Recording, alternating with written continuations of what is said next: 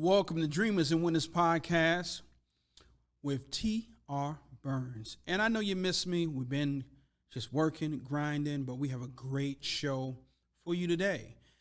This show is real personal. It's for the fathers. As we approach Father's Day, this show is going to dig deep into the pain, the hurt, the frustration that so many fathers and men are going through because they're not in their children's life, not by choice, but by force. And so we're going to dig deep into this subject matter about hurting and also healing our fathers on this Father's Day. So stay tuned. This is T.R. Burns with Dreamers and Winners Podcast, and this is a podcast for the fathers. Welcome back to Dreamers and Winners Podcast with your host, T.R. Burns. And as I said in my intro, we have a great show for you today. This show is really dear and personal for me.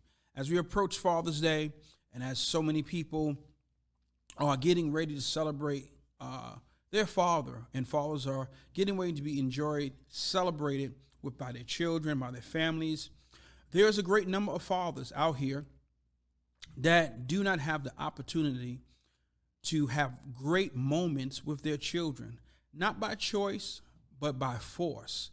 And we want to bring light to that today and also bring healing to that today. This show was really triggered by a post that I did on TikTok. Hey, what's up? I want to encourage those fathers out there that have not been able to celebrate moments with their children because of bitter people. Maybe a bitter mother, maybe a bitter ex, or a bitter person that has influenced your child, or just prevented you from being the dad and the father that you desire to be. That you be encouraged. Been there, gone through that, and I realized that I'm more than just an ATM. Sometimes we're made to feel like we're just there to provide resources, but not to be a father, no reciprocal relationship. So some of you right now are going through hurt and pain because you're watching other kids and their fathers in their moments, graduations and weddings and parties, and you don't have that ability to participate because there's a wedge or there's something there that's preventing that connection that you desire so much. But I believe that God is a healer and that God can give us strategy and strength and bring things that were broken to be healed and put us back together. So don't be bitter. I know it's hard. Don't be angry. I know it's hard. Don't go kill nobody. I know it's hard because you desire the relationship and the touch from your child and to give it to you and to be a father, rather. So you're more than an ATM. I want to tell you that you're more than just money. You're more than just an emergency fund. You're more than just a father. You are a dad. And so if no one told you, you are a dad. You're not an ATM. Sometimes we that have made a decision to not be with our child's mother, or we have gone through a situation of divorce, breaking up, and in the midst of that relationship, a child was created. But we decided, we parted our ways either by choice or by someone else's choice, but we parted our ways from that person. But one thing we didn't do is divorce our children. And though there is some fathers that are not doing what they have to do, they're absentee by choice, they decided not to be in their child's life. There's a great number of us that want to be in their child's life, but have not had the opportunity because of a bitter mother, a person that has not have been able to separate the child's benefits and needs from their own. So, for me, for years, I've dealt with, that same situation where, when I was 20-some years old, I married someone. And again, I just want to keep it 100, We married each other. We was not ready to be married. We was children. We didn't have good advice, good counsel. It just was whole bunch of signs of dysfunction from the jump street. We both didn't know what we was doing. We both made mistakes. I will always admit that. And so in the process of that, we got married for about a year, and we just had a poor time, a bad time, was not compatible in certain areas, should have just stayed friends.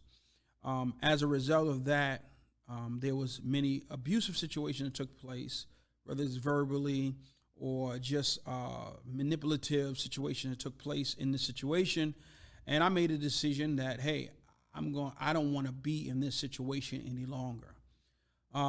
Thinking that was the integral thing to do, because if we're fighting and sometimes it has gotten physical with our fights, that is not the way that God wants us to live, and that we should not live that way. So as a result of that, I left, and in the process of that, the person that I was married to became pregnant.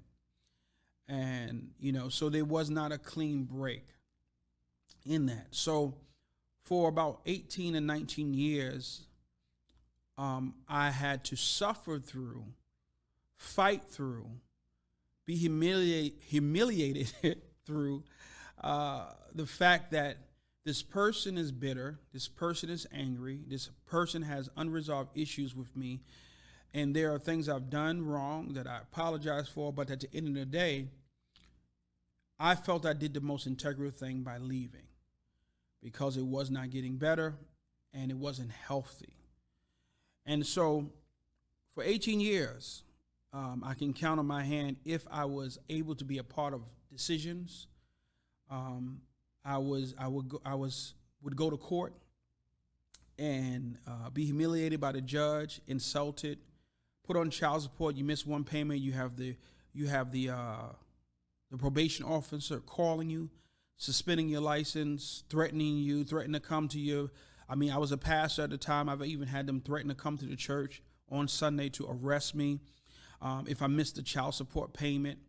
But in the same process, was not afforded the rights to be a dad.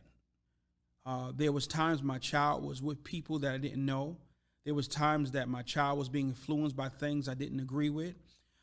There was moments like graduations and birthdays that I could not celebrate. And to be clear, sometimes I would be invited, but could not show up for the sake of what would happen in that moment when you're surrounded by individuals that are just as bitter as the parent or as the mother, that don't look for peace, they're looking for a war, and you're trying to find peace. You're tired of fighting, you're tired of going through that. And it was days that I would cry. It was months that I would not see my child, weeks and months. But I was always supposed to financially support, and that's what my child was taught to recognize with me, that I am a person that is supposed to give them when they want. The child was not taught to respect me, to honor me in any way. They was taught that I am a resource for what they want. And so, you go on and you try your best to be a father. But when the things are stacked against you, like a bitter individual, a person that say they are over some things, and I get it, hurt and breaking up and divorce is never easy for anyone. But no one should be robbed of the right to be a father. And when we look at society, in my research to try to do this show, I found all these resources and all these articles to support mothers that are hurting from abuse, to support children that are going through fatherless hurt and turmoil. But there's really almost no articles, no resources for fathers that have been robbed of the opportunity to be a father because they made a decision to marry someone else, a decision to divorce someone or break up, a decision that should never have totally affected the child, because in my case, my child wasn't even born to even know the turmoil and the frustration and the things that we put each other through, me and her mother, right? So the child should have been able to come into this environment free and clear of any perception of wrongdoing on any of our parts. But because of bitterness, unforgiveness, and strife, my child was weaponized against me, something that I love, something that I cherish. If anybody knows, I love all my kids. And so I saw all these resources for mothers and all these different things, but little to nothing for dads and fathers that are struggling with the regret, the pain, the hurt of not being able to be a father, not pay child support alone, but the anguish of not being able to even make a simple decision in your child's life because you divorced or you left or you broke up with someone. You're now looked upon as a deadbeat, and that is the picture that's painted. But many people don't know the ins and outs. So, my story is not unique. It's just today I said I'm going to just instead of being grieving, I grieve every Father's Day. Now I have 3 other children, and I love them, and they respect me, and all that good stuff. But I still have a child that's not in my house. And every Father's Day, I would get down. Every birthday, every time I'm not able to take that child with me on a vacation because the mother will block it or make excuses or create an argument. But this child was able to be around people, calling all these other people dads and so on and so forth. So I wanted to really dig into this today because I know there are a lot of men hurting like I have hurt and in pain like I have been in pain. So I want to go over first to bring light in this podcast because there are some of you listening and you have heard one side of a story, and I want to expose the ugly truth that fathers suffer through. A lot of us go through things and we hold it in because sometimes we don't know how to express it or share it. Because in my case, people took whatever the other person said and created their perception from that, not knowing my side of the story. And my side of the story has nothing to do with our relationship, because that's done and gone. But it has everything to do with my rights as a father. A lot of times you get 2 points of views, right? That either a man has abandoned their child because he's a deadbeat. He's a person that is immature, deadbeat, douchebag, all of the words. And the other point is you may have a bitter mother, a bitter parent, that's the reason why the father is not there. Nobody feels like, now I know there is people out there that are deadbeats. I see them a lot. I don't understand that mindset, especially when you've come from a place of not having a father your own self. And I've seen it. But everyone is not a deadbeat. So the most common reason why dads are hurting, they have been robbed of their ability to be a parent because they chose not to be with the other person, with the mother. They chose to get a divorce. And we're not here to deal with what led to divorce. That has nothing to do with it. It don't matter if the father cheated, the mother cheated. It don't matter what has happened, right?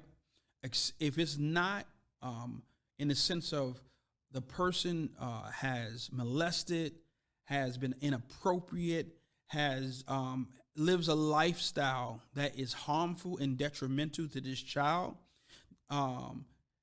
then that father, that parent should have rights to make decisions and be a part, especially when you are demanding that they be put on child support and they have to pay this and pay that and do this. They should have that right. So 2, they have interaction with their child, but their child has been raised to resent them. So a lot of times when a person is not healed, I went through a process of healing. I was bitter or angry at my ex-wife, and not because of, the past situations, because if anything I did, and I had to go through counseling for, is I had to realize that I played a role, she played a role. I was taking everything on me because it was embarrassing. And I was a pastor and things, it just was humiliating. And so I had to put it in perspective, because I saw myself for years as a failure, and as, I started to become what they accused me of, and I wasn't that. But the parent, the mother, many times they're not going through that healing process. So they have been given the right through the court system to weaponize the child. So I made it a practice of mine not to talk about certain things in front of my children, and even my child of my former marriage, right? Because I didn't want my child, to form a perception of their mother through my perception of her mother. So I've tried to be as careful as possible. I try to protect my kids, to keep my kids from any of them past situations and issues, because I want them to have the best future. And I believe that some things is not for our children, some mistakes, some issues, some situations.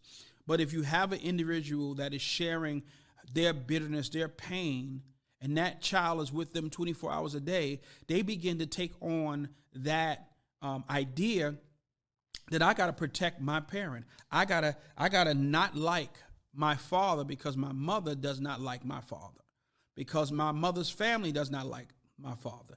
And so I have to perform in this way. And I have the bitterness, and I'm carrying that, and I'm angry. But in the same breath, my father needs to give me what I need, right? So another thing that I had shared is that sometimes, many times, and we're going to get deep into this, is that children are weaponized by bitter mothers. I believe in supporting your children if you're out the house. I believe in making sure they have the same goodness and great life that you have, that your kids in your house have. I believe in that. But what I don't believe in is weaponizing child support, weaponizing visitation, as if only way I can see my child if I pay something, or only way I can see my child or participate if I please the parent, if I do what the ex says that I should do. I don't believe in that. I believe that that's weaponizing the child, and the child should not be used in that fashion, right? But we see that's a lot of men are hurting, because in order for you to see your child, you have to give up. You might not be on structured child support per se, but you have to pay. You have to buy the sneakers. You have to do this. You have to do that. And one thing I always realize is that when we are good parents and we are good fathers, we have no issue of giving our last to our children. But what we do have an issue with is when we are giving of ourselves, but we receive no honor. We receive no honor as a father. We're talked down to, we're disrespected. Our children are taught to disrespect us, taught to talk any way to us. And this creates this mindset that we are not needed and that we are not wanted. Only thing they want from us is our resources, right? So, why do fathers walk away? So this is what many people think. So it's either the men are irresponsible, who abandon their children, and they abandon their children and leave these mothers to fend for themselves with their children, or it's women that are malicious, entitled, little crazy, little off, and then the court system supports this behavior. The judicial system supports the behavior. When I was in court, and I had to go to court multiple times for different things with this situation, I never once stood before a male judge. The clerk was a woman. The person in taking the paper was a woman. I mean, even most of the times I saw the court bailiff or the security in the side of the family court was a woman. It was no balance in there. When we sat with a mediator, you sat with a woman. Even when the probation officer most of the time came, and because you behind on child support for whatever reason, it's a woman that's coming there. So it's biased, and the court has set it up that it's not fair. It's not fair because in this aspect, and now with all this equality talk, all this equal pay, the family court system, when it comes down to men, is still biased. It is still biased. So why do fathers give up? Right? So the post challenges a cultural assumption that men willingly walk away on their children. In order for a man to walk away on his children, there was a series of events that span across years. It's when we become so exhausted. For me, tired of getting cursed out, tired of getting disrespected, tired of getting lied on, tired of your children. You go from the mother doing it to now the child doing it. And it's like you got to, at some point, say, hey, enough is enough with this situation. Because what we are experiencing now is a loss of life. Yeah, we love our child and we want them most desperately in our lives. But at some point, we have to save ourselves. At some point, we have to say, hey, we have done so much. We have went through so much. We have fought through so much. We've taken the punching. We've taken the beating. We beat up ourselves. But at this point now, we have to, let this go, right? So many people think it's easy for a real father to do that. It's not. And it's even, it's harder even when you have other children by your new relationship, because every time you give your children in your house something, you want to do the same for your child out the house. You want to have that same relationship. You're not here to make favorites and all these different things, right? So the culture, the legal system marginalizes fathers and make it hard and almost impossible for us to have meaningful involvement with our children, right? Meaningful involvement with our children for the reasons including sexist culture. It's a sexist culture. Family and divorce courts favor the mother. Many dads don't believe the child wants them in their life, and that's created by that system of bitterness and all that other stuff like that. And then it's also parental alienation, in which one parent turns the kid against the parent. So, I've dealt with this, and a lot of times people say, I didn't do that. That's a decision. When you keep a child in an environment and you allow that environment to breed animosity and bitterness, whether it's from the parent, from you, or your friends, it could be your pastor, it could be your friend, your cousin. When that is the environment that the child is raised in, and it's okay to disrespect the father, it's okay to talk about the father, it's okay to share detailed, intimate details of what took place in the divorce, the breakup, that the child should not be privy to, then you are turning that child, you're alienating that child from its parent. When you are training the child that surrogate men replacement men such as godfathers and godmothers and play aunties and play this are more valuable than the person's biological father, you are alienating that father. So how can a father walk out when the father has come into a place where he cannot mentally and physically suffer through this pain any longer? And so a lot of times we hear people talk about the pain of the mother, the support groups of the mother's going through this, that, and the third, but the father has no support. The father, when you go to court, I've gone to court and bring receipts of thousands of dollars of stuff abroad and and they say, well, that's a gift.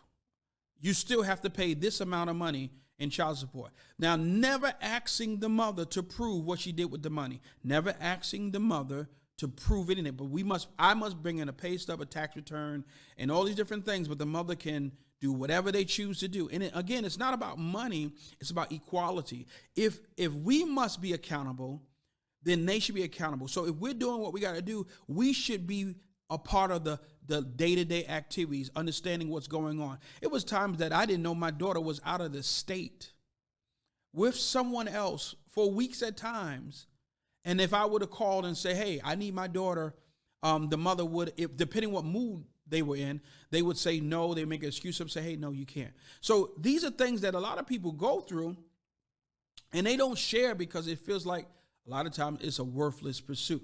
So a father can feel alienated, right? So on this Father's Day, we want to help you come work through these problems and work through these situations, right? They don't. It's not even about the money for child support. It's the fact of control. Because I know that I can use that at any time. If you fall behind on one payment, I can, it's times that I wasn't able to pick up my child, and I would call the police, and the police would say it was a civil problem. I got to wait to file a petition. Got to pay for that. Wait for a court date. So that time that I'm supposed to have my child is taken from me. Now, if I come to the house and the mother calls the police, they will arrest me. They will lock me up. They won't say it's a civil matter. They say you're not supposed to be here. They don't want you here. They don't want to give you the child. And they will put me in jail if I don't leave.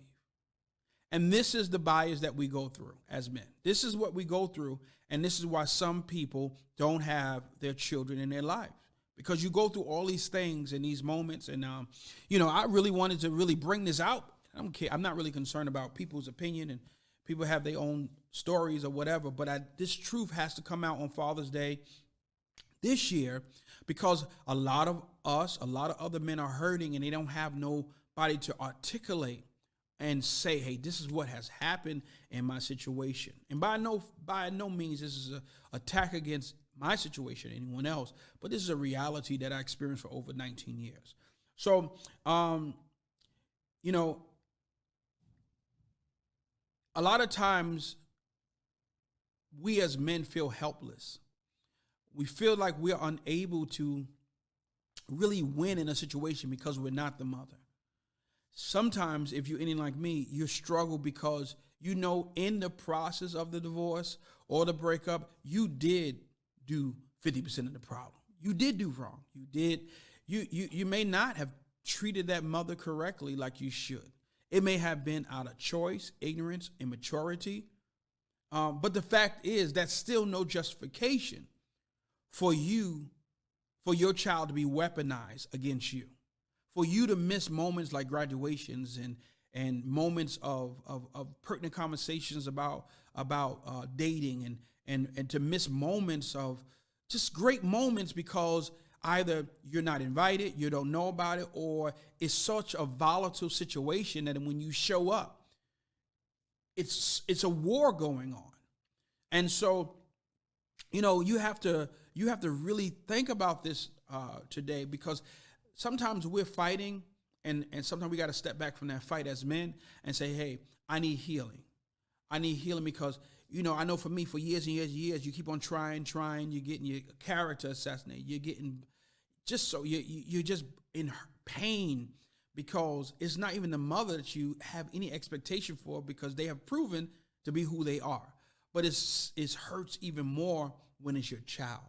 Now it goes from a child that's a baby that, in the adolescent years, they kind of, you're building with them. And then when they become an adult or they become old enough, now they pick up where the mother left off at because it's in them. It's in them. And he's like, you was hoping for this day when you can build with your child without any interruptions. So, you have to step back sometime and really, evaluate the situation.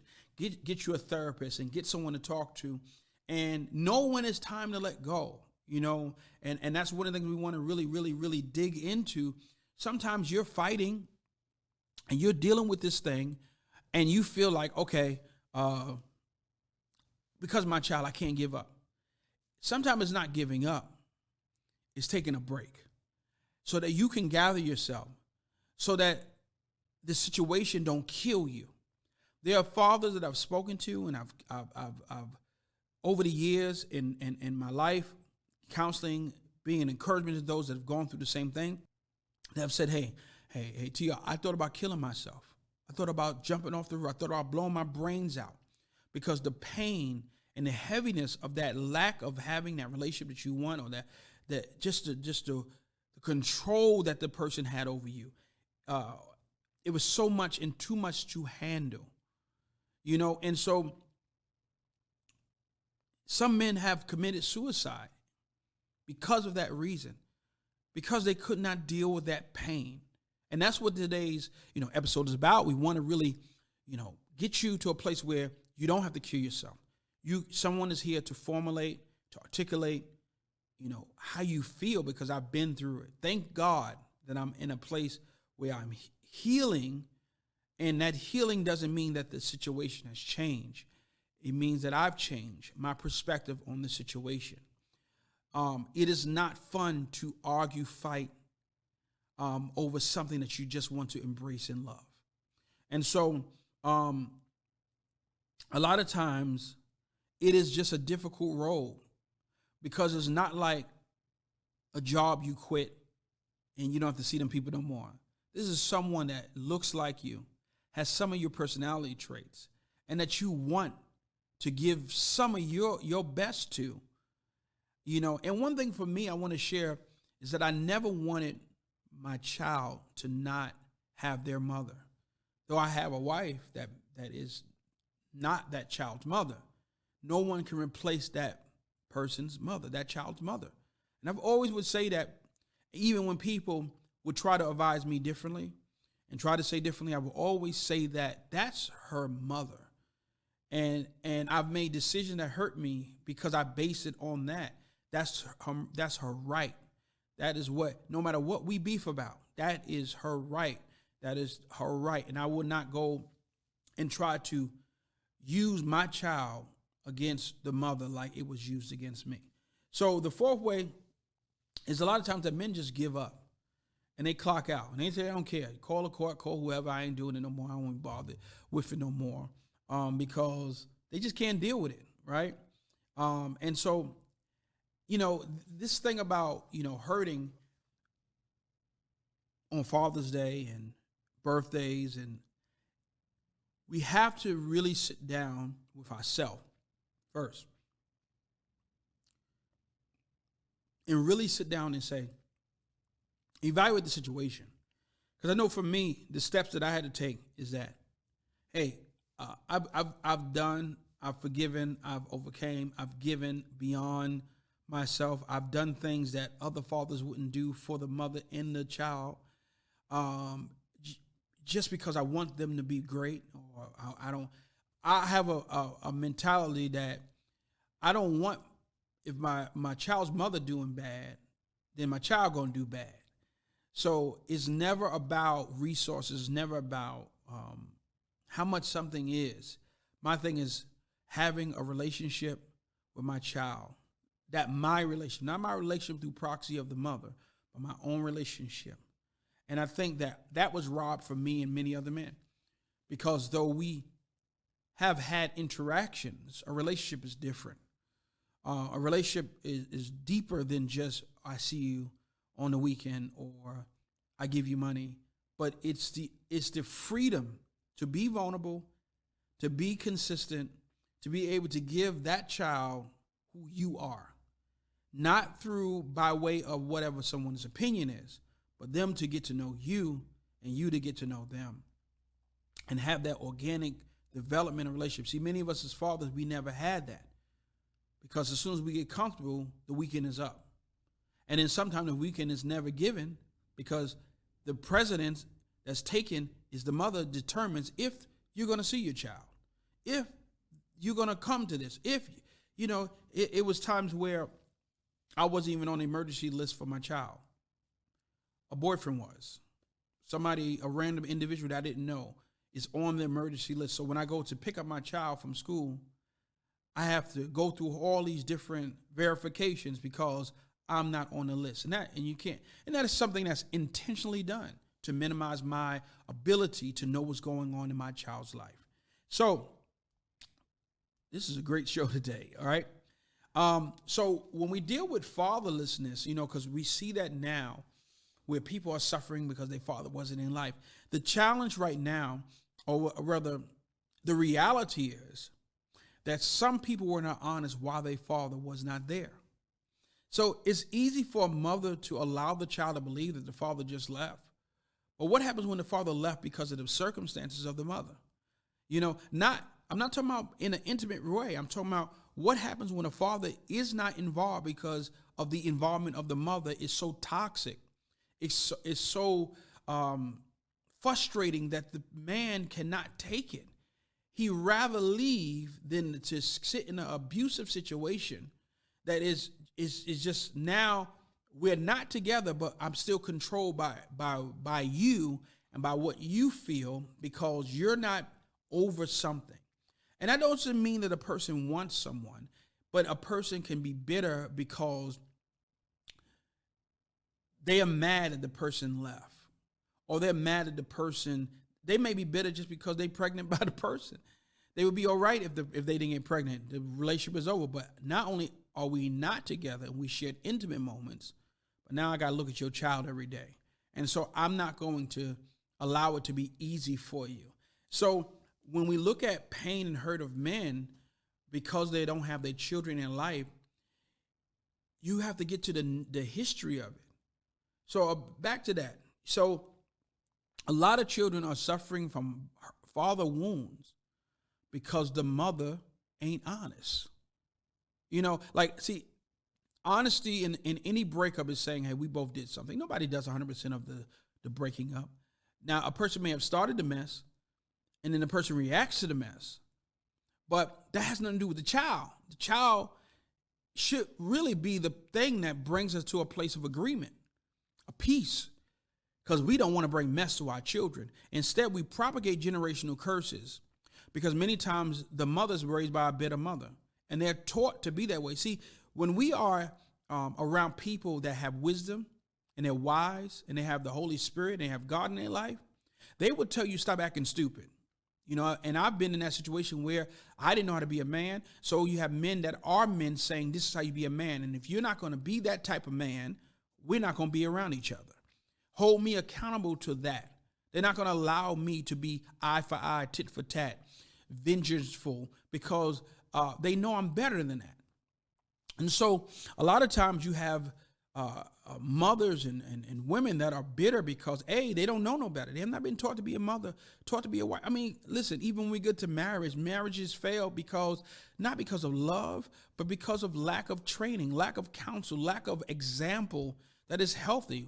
Been there. We need healthy example. We don't need bitter mothers raising bitter daughters and beat up dads raising beat up sons. And it's a cycle. And so a lot of times when we are going through these things as fathers with our children, a lot of times someone has to recognize it's going to hurt the child. It's going to, people don't think when they're talking to their child about the divorce or about the breakup, how it's going to affect and shape their decision making. It's going to shape how they see men, how they see life, when they should only know their father through their father, and what he demonstrates or the mother demonstrates should be what they know. And so a lot of times we are propagating a generational curse here. And I am very adamant about being a father because I didn't have a father. Now that's a generational thing in my growing up. I don't think any of my people had really fathers in my family, my immediate family, in their lives. I saw only women. That's it, raising us. And so my goal as a father, when I became a father, as a man, was that my child will have me. So that was my motivation for most of the years, fighting, trying to do this and trying to win, taking hits, taking jabs, being embarrassed, because I didn't want to be that father like my father was. My father was an actual deadbeat. He was the epitome of it. Look it up in the dictionary. His name is right there. Deadbeat. Good for nothing. Now, that wasn't a revelation that my mother gave me. It was a revelation that I understood. Now, one thing I would give my mother credit for is that my mother never talked negative about my father. My father was not on child support. He did not pay anything. I grew up in that era where child support wasn't weaponized like it is now. So whatever I needed to know and learn of my father, I learned by my interactions with him. And that's how I was able to determine that, hey, I don't need that in my life. And so a lot of times we are propagating a generational curse. And so I want to encourage you fathers out there that sometimes you have to step away. You have to step away, especially when you have other children. You know, I had to come to the grip. I got other kids. So while I'm arguing, while I'm being humiliated on social media, while people coming at me, lying on me, and whatever kids me, all because I just want to be a father. I don't want to be nobody's man. I don't want to be in a relationship with nobody. I just want to have a relationship with my child that is not polluted or interrupted or controlled by a bitter individual. Because people can say, I don't say nothing about me or you, but when the first 5 to 7 years of a child's life is foundational shaping of their mentality, of their understanding, and if that child is in that environment only with that person most of the time, because again, the court system has weaponized the ability for a woman to control every aspect of that parenting process, that child is born into a place where their understanding of their dad is through the lens of their bitter mother or their unforgiving or whatever parent, whatever person, whatever association they are around. And so sometimes you have to sit down and you have to take a self-assessment as a father and say, hey, I love her. I love him. I even love the mother. I don't want her to die. I don't want nothing wrong to happen, but I got to love myself. I have to take care of myself. I have to be around for my kids that do actually want to be in a relationship with me. My kids that see me the right way, that honor me, that love me. I can't keep on putting myself in a threatening situation. I have to make a decision today that I've done all I can do. Now I give it to God and I'm going to heal. I'm going to heal. I'm not going to have another Father's Day where I'm lamenting, I'm grieving, I'm hurt because my child is not there. I'm not going to struggle every time I see someone with their father and I miss my child dearly, but the circumstances I did not create. I may have left an individual, but I didn't create the dynamics of this relationship, whereas I have been the villain or I have been looked upon as insignificant. I did not come into this situation that way. I love my child, but I love me too.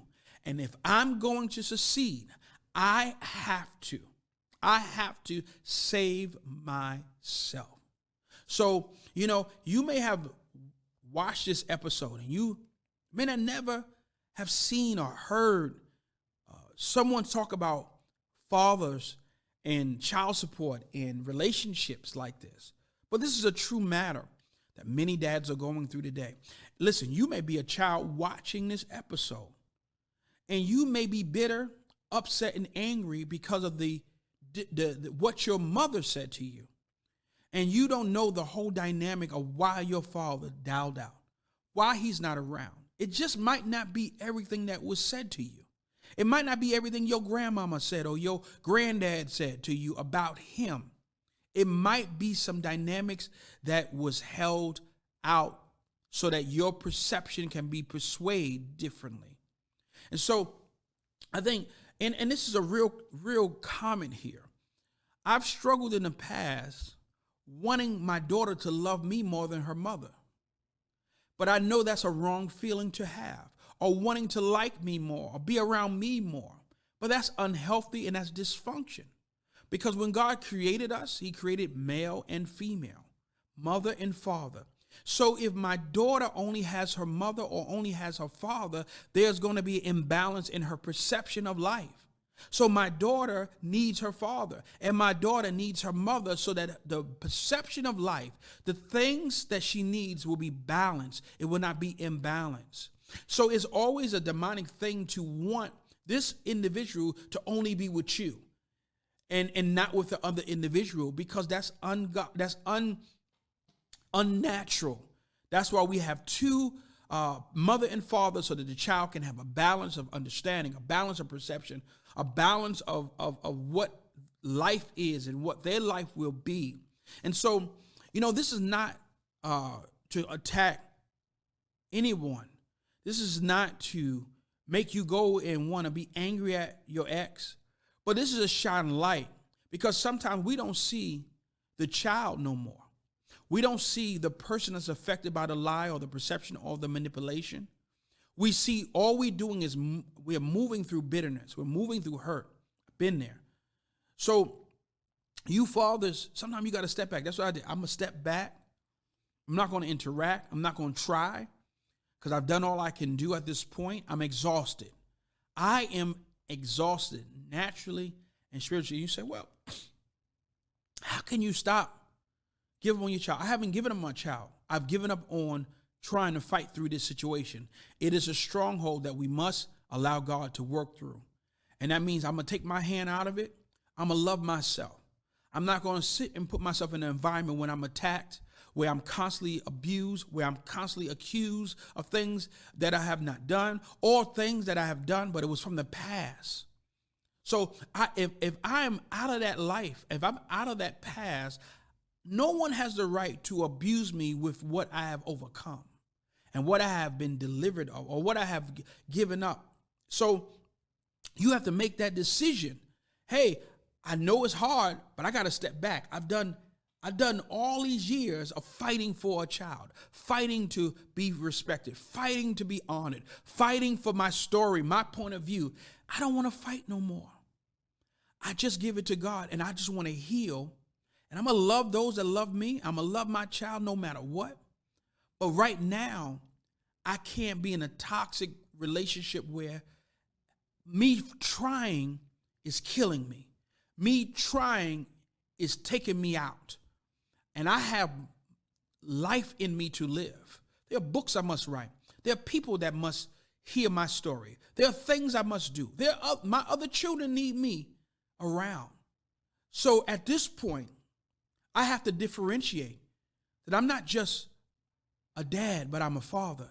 So the father in me steps back and say, hey, I'm going to give it time. But the dad in me has to heal.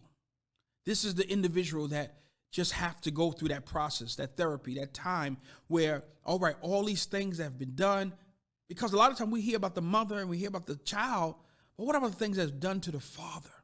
What about the things that's done to us that, yeah, we make mistakes. We make poor decisions. We make immature decisions, but no one is deserving of the theft of a relationship. No one is deserving to not have the ability to speak into their child's life. No one has the right to replace us with some surrogate man. We are their father. And when we fight and we fought and we go through all we got to go through to be their father, that proves that they are our child. But at some point, when you've done all you can do, you must stand still and let the child grow. Let the situation grow. But take yourself out of the scenario until both parties are ready to really make a decision the right way. See, the enemy wants us to argue. He wants us to fight so that they can justify their actions against us. But I'm telling you, Father, sometimes you got to step back. And you may have to cry. It may hurt you, but it will heal you. So that when the moment comes, which it will, and you have that unadulterated relationship, uninterrupted relationship with you and your child, you're not bitter. You're not holding nothing against them for what they said or they did. You're healed and you're ready to be a dad and a father. So I love my child dearly. I would never, ever stop loving her. But sometimes you got to love yourself. Some of the biggest things that are hurting us is the fact that we are looking for people as men to love us the way that we need to love ourselves. We're giving them rights instead of taking them rights and saying, I love me.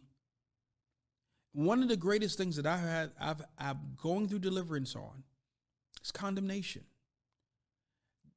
We try to get over stuff. We get delivered. We get out of things. We overcome things, but we still have people in our life condemning us.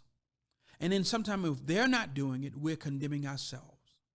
We owe nobody no explanation. The world assumes that if you're not in your child's life, that you are a deadbeat and you choose to make the mother struggle because that is what TV and news says. But we know the story. We know what we tried. We know what we fought through. So I encourage you all today on this Father's Day. You may be watching on Father's Day, upcoming to Father's Day. Share this with a man. Sometimes you got to love yourself, brothers. Find you a therapist to talk to through these situations. Find someone that you can vent to. And get into a group of accountability so that you can heal, because you're no good even to your child if you're broken and hurt because of the years of wars that you've been through trying to be a father. I want to say this. For years, I always used to say to my wife, I'm trying to be her father. My wife would say, why do you say that? You are her father. I want to tell you that out there. Stop trying to be someone's father. You are their father. Stop trying to be a man. You are a man. No matter what people have accused you of, what you have done, haven't done, you are a man and you are a dad and you are a father and you are loved. You are loved and you are needed. So do not take your life, whether physically or naturally.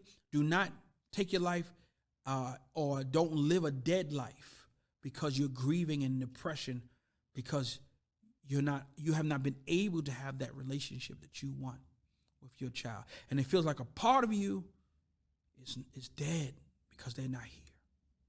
Been there, done that. So today on Dreamers and Winners, dads, be healed today. Mothers, be healed. Children, be healed today. Because we need balance. We need the fathers and the mothers to work together to change our generation today. So, from T.R. Burns in mind, Dreamers and Winners with T.R. Burns, happy Father's Day, and I love you.